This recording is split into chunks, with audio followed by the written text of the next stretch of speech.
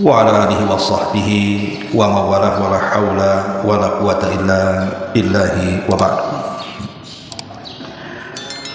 Alhamdulillah, segala puja dan puji hanya milik Allah subhanahu wa ta'ala, karena tidak ada zat yang pantas dipuja dan dipuji kecuali hanya Allah semata. Salawat dan juga salam kita hadiahkan kepada Rasul kita Nabi besar Muhammad sallallahu alaihi wa ala alihi wasallam.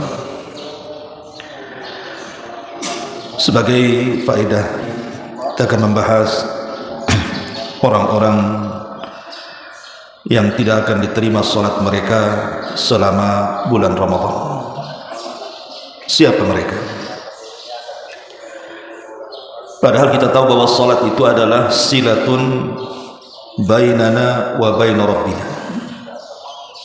Salat itu hubungan kita dengan Allah subhanahu wa ta'ala. Apabila kita terhubung dengan Allah subhanahu wa ta'ala, maka segala hajat kita pasti akan dikabulkan Allah azza wa jalla. Tapi kalau seandainya kita terputus hubungan kita dengan Allah, maka secara otomatis hajat kita pun tidak akan dikabulkan Allah subhanahu wa ta'ala. Nah, ada orang-orang selama bulan Ramadan salat mereka tidak diterima. Siapa mereka? Tidak banyak mukaddimah. Yang pertama, berdasarkan hadis Nabi sallallahu alaihi wasallam, mereka adalah orang-orang yang datang ke tukang ramal, datang ke dukun. Dan itu berdasarkan hadis Nabi sallallahu alaihi wasallam, man ata arrafan fasa'ala an syai'in lam tuqbal lahu salatuhu arba'ina yawman. Barang siapa datang ke arraf, arraf ini artinya tukang ramal. Dalam dunia perdukunan ada disebut kahin, disebut arraf, dan disebut sahir. Tentu tingkatan yang paling tinggi adalah sahir, tukang sihir. Karena tukang sihir itu bisa menyakiti orang, bahkan bisa membunuh orang. Tapi kalau arraf dan kahin ini hanya sekedar meramal saja. Lalu apa bedanya antara kahin dan arraf? Ada yang mengatakan bahwa arraf itu meramalkan sesuatu yang akan terjadi, sementara kahin itu meramalkan sesuatu yang telah terjadi. Tapi dua-duanya mengaku mengetahui yang gaib. Itulah letak kekufuran. Karena tidak ada yang tahu yang gaib kecuali Allah. Maka siapapun yang datang ke dukun di bulan Ramadan, maka solatnya tidak akan diterima selama 40 hari. Ma'asyiral muslimin yang dimuliakan Allah subhanahu wa ta'ala, terjadi silang pendapat di antara para ulama tentang hukum orang yang datang ke dukun. Ada 4 perkataan para ulama. Yang pertama, man atahu wa saddaqahu fi qawlihi mu'taqidan ala annahu idda'a bi ilmil ghaibi fa innahu yukaffar kufran mukhrijan minal millati. Siapa yang datang ke dukun kemudian membenarkan dukun itu, dan dia meyakini bahwa si dukun ini paham dengan perkara gaib, mengaku-ngaku tahu yang gaib, dan dia percaya pula dengan dukun itu, maka ulama mengatakan tidak ada khilaf, orang seperti ini kafir, keluar dari Islam kalau dia sampai meyakini si dukun itu tahu yang gaib. Kenapa? Karena dia telah mendustakan Al-Quran, di mana Allah subhanahu wa ta'ala mengatakan di banyak ayat dalam Al-Quran bahwa tidak ada yang tahu yang gaib kecuali Allah subhanahu wa ta'ala. Ini yang pertama. Yang kedua, kalau dia datang ke dukun wa saddaqahu, dan membenarkan ma i'tiqadihi annahu la ya'lam al-ghaiba, dia yakin dukun itu tidak tahu yang gaib, tetapi dia yakin bahwa dukun itu ya'khudhu akhbarahu minal jin, mengambil ramalan-ramalannya dari jin yang mencuri dengar dari langit. Dia yakin itu. Maka ulama mengatakan ada 2 hukumnya. Pendapat yang pertama, tetap keluar dari Islam, karena bagaimanapun meminta pertolongan kepada jin itu kekufuran. Tapi pendapat yang kedua mengatakan tidak sampai kufur, tetapi dia fasik, melakukan dosa besar. Inilah yang mengakibatkan kemudian orang yang datang ke dukun, walaupun hanya sekedar bertanya dan tidak meyakini, tetap solatnya 40 hari ditolak. Adapun kalau seandainya dia datang ke dukun hanya menguji saja, maka tidak kufur, bahkan terkadang dibolehkan. Contoh seperti kisah Hajjaj ibn Yusuf Al-Thaqafi.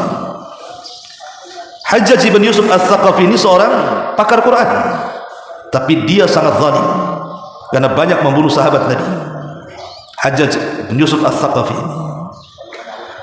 Satu hari dia memanggil dukun, kemudian dia mengambil beberapa kerikil dan dihitung oleh dia.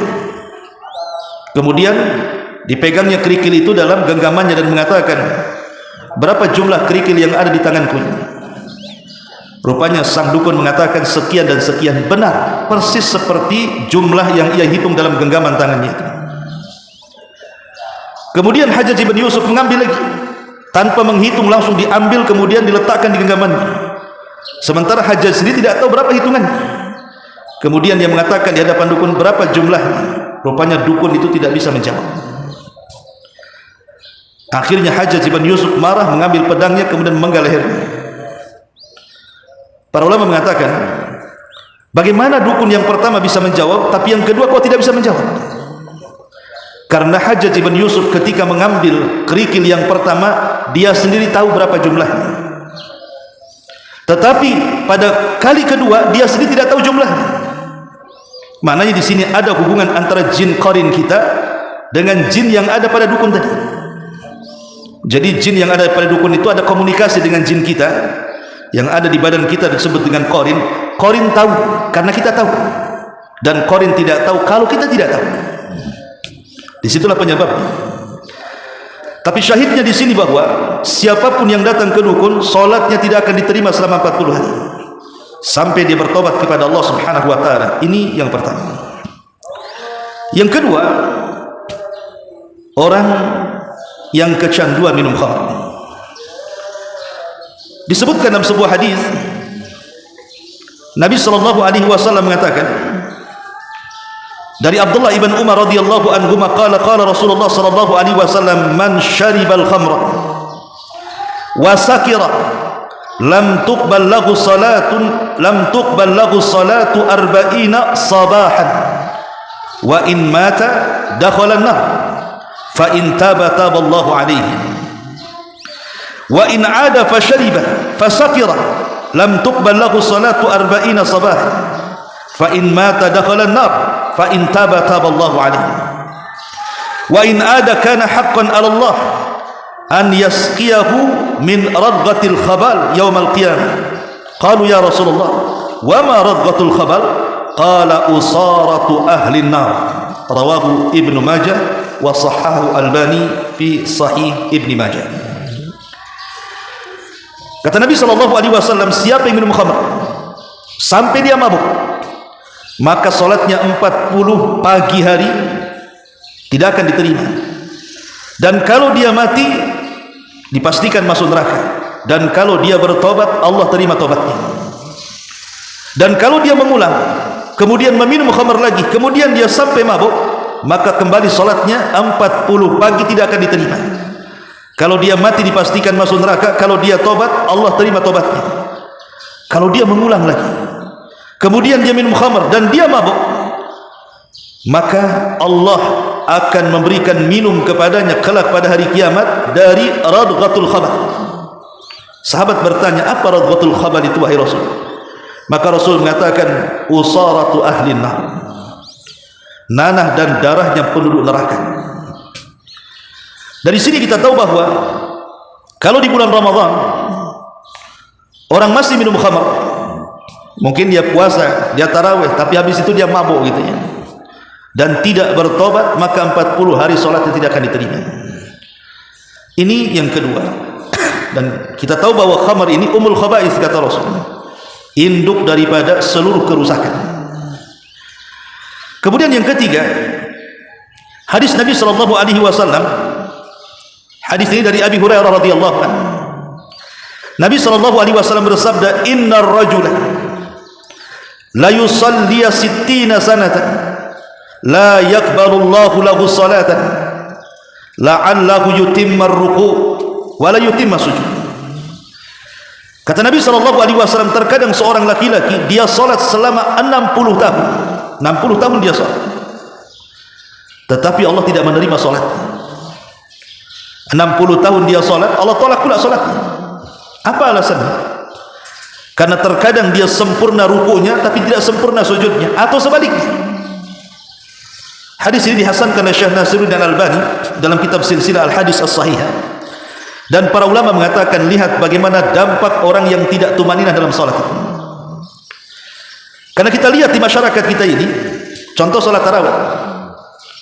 Saya lihat YouTube itu ada yang 5 menit itu berapa itu? Bisa 23 rakaat dibayangkan. Itu satu nafas itu. Bacaannya bisa satu nafas kan? Atau dolin saja, atau ruku saja. Itu kalau kakek-kakek bisa sakit pinggang atau bisa tarawih. Lah ini macam mana dia mau menyempurnakan ruku dan sujudnya? Sementara ruku dan sujud itu rukun salat. Dia rukun. Dia bukan sunnah salat, bukan wajib salat, tapi dia rukun. Kalau wajib saja, pamannya orang tidak melaksanakan tasyahud awal, dia bisa ganti dengan sujud sahwi. Tapi kalau cedera rukunnya, maka sama dengan membatalkan salat. Maka dari sini, kalau seandainya seseorang kemudian salat baik wajibnya atau sunnahnya dan dia tidak pernah khusyuk dalam salatnya, artinya tidak tumakninah, gerakannya tidak memperhatikan dalam sujud dan rukuknya, maka salatnya tidak akan diterima. Padahal ada sebuah hadis, apabila seseorang itu ruku dan sujud, maka Allah Subhanahu wa taala akan letakkan dosa-dosanya di kepala dan pundaknya. Apabila dia ruku, maka dosanya akan berguguran di situ. Dan apabila sujud, dia berguguran juga dosanya di situ.